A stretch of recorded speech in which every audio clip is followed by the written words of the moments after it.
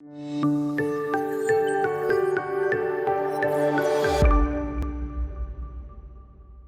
and a very warm welcome to the Bharata First podcast. This is Frank Rausan Pereira doing a reading of C.Raja.Gopalachari's Mahabharata.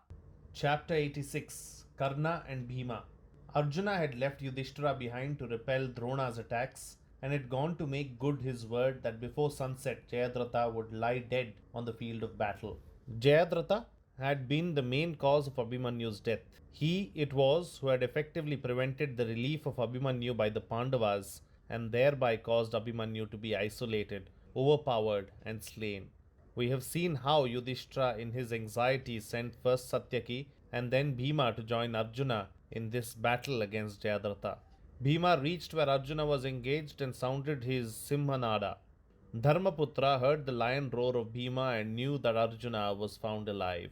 It was the 14th day, and the battle raged fiercely at many points between Satyaki and Burishravas, at one place, between Bhima and Karna at another, and between Arjuna and Jayadratha at a third. Drona remained at the main front, resisting the attack of the Panchalas and the Pandavas, and leading a counter-offensive against them. Duryodhana arrived with his forces at the sector where Arjuna attacked Jayadratha, but was soon defeated and turned back. The battle thus raged long and furiously on more than one front.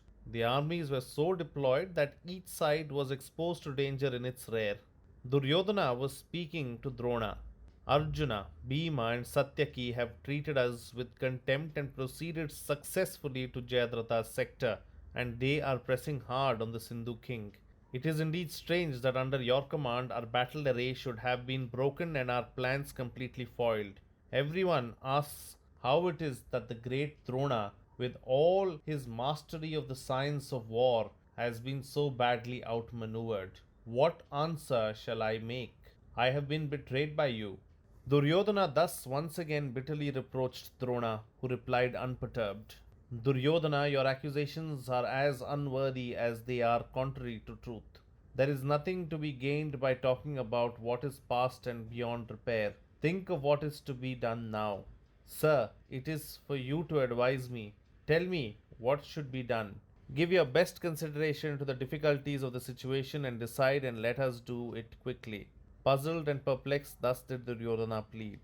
Drona replied, my son, the situation is no doubt serious.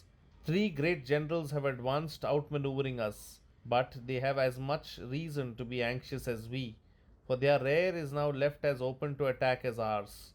We are on both sides of them, and their position is not therefore safe. Be heartened, go up to Jayadratha again, and do all you can to support him. It is of no avail to dishearten oneself by dwelling on past defeats and difficulties. It is best I stay here and send your reinforcements as and when required. I must keep the Panchalas and Pandava army engaged here, otherwise we shall be wholly destroyed. Accordingly, Duryodhana went with fresh reinforcements again to where Arjuna was directing his attack on Jayadratha. The narrative of the 14th day's fighting at Kurukshetra shows that even in the Mahabharata times, the modern tactics of turning and enveloping in movements was not unknown. The advantages and risks of such strategy appear to have been fully understood and discussed even in those days. Arjuna's flanking maneuvers perplexed his enemies greatly. The story of that day's battle between Bhima and Karna reads very much like a chapter from a narrative of a modern war. Bhima did not desire to fight Karna or remain long engaged with him. He was eager to reach where Arjuna was, but Radheya would by no means permit him to do this. He showered his arrows on Bhimasena and stopped him from proceeding. The contrast between the two warriors was striking.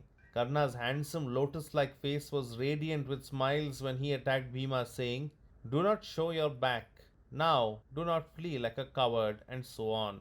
Bhima was all anger when taunted in this manner. He was maddened by Karna's smiles. The battle was fierce, but Karna did everything with a smiling air of ease, whereas Bhima's face glowed with rage and his movements were violent. Karna would keep at a distance and send his well-aimed shafts, but Bhima would disregard the arrows and javelins falling thick upon him and always try to close with Karna.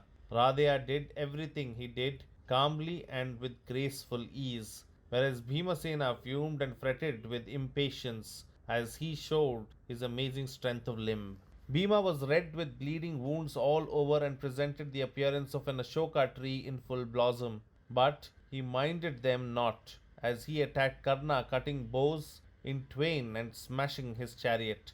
When Karna had to run for a fresh chariot, there was no smile on his face, for anger rose in him like the sea on a full moon day as he attacked Bhima.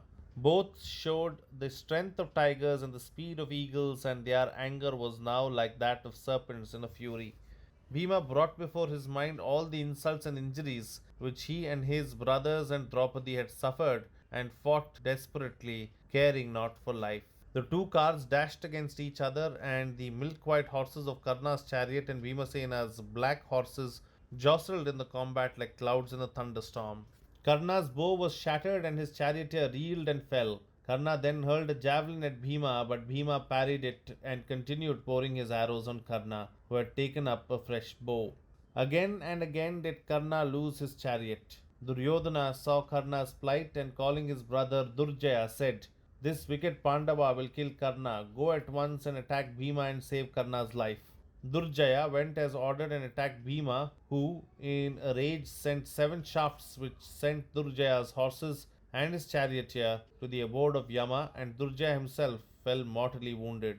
Seeing his bleeding body wriggling on the ground like a wounded snake, Karna was overwhelmed with grief and circled round the hero, paying mournful honor to the dead. Bhima did not stop but continued the fight and greatly harassed Karna. Karna once again had to find a fresh chariot.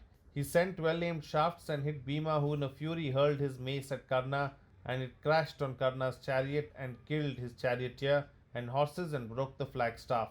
Karna now stood on the ground with bent bow. Duryodhana now sent another brother to relieve Karna.